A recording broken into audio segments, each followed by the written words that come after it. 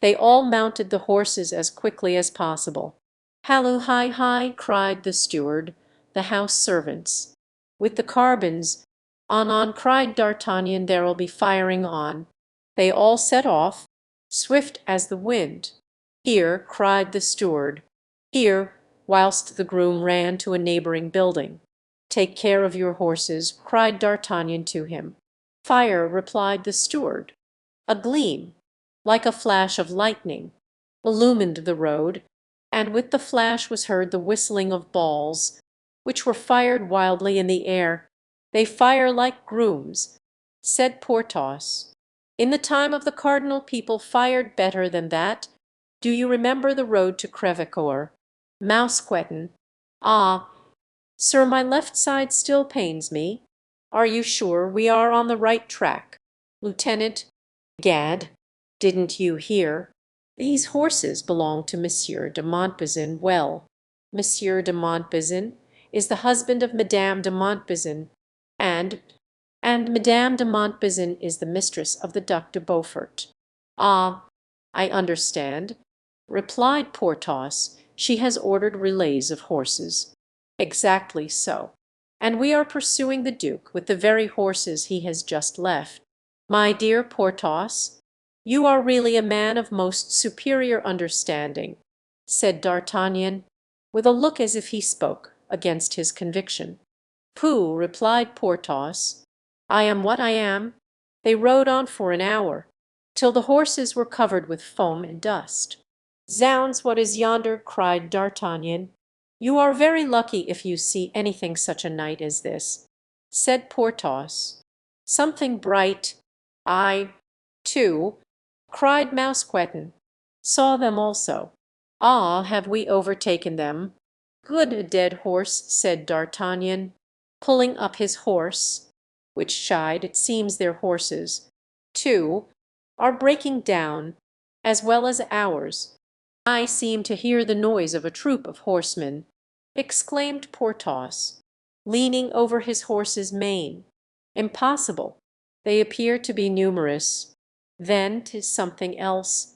"Another horse," said Porthos. "Dead?" "No." "Dying?" "Saddled?" "Yes." "Saddled and bridled. Then we are upon the fugitives." "Courage! We have them.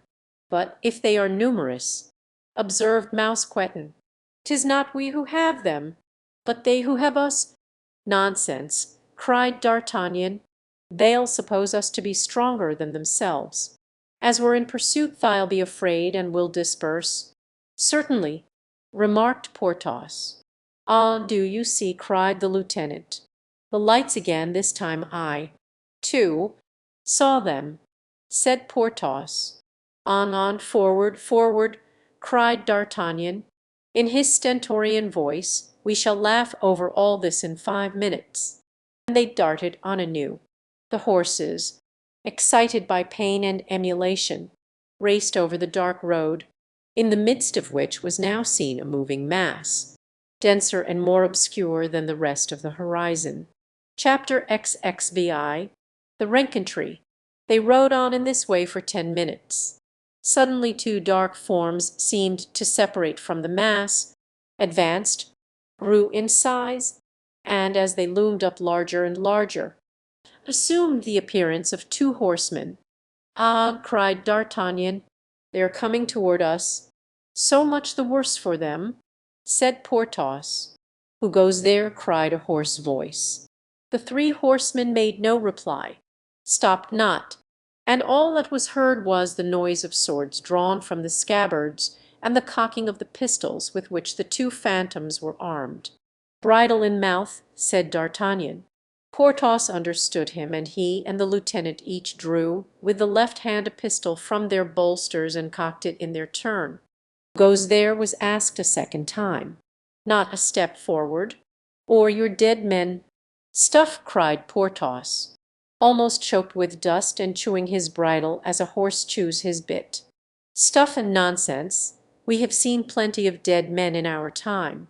Hearing these words, the two shadows blockaded the road, and by the light of the stars might be seen the shining of their arms. Back, shouted D'Artagnan, or you are dead. Two shots were the reply to this threat, but the assailants attacked their foes with such velocity that in a moment they were upon them. A third pistol shot was heard, aimed by D'Artagnan, and one of his adversaries fell.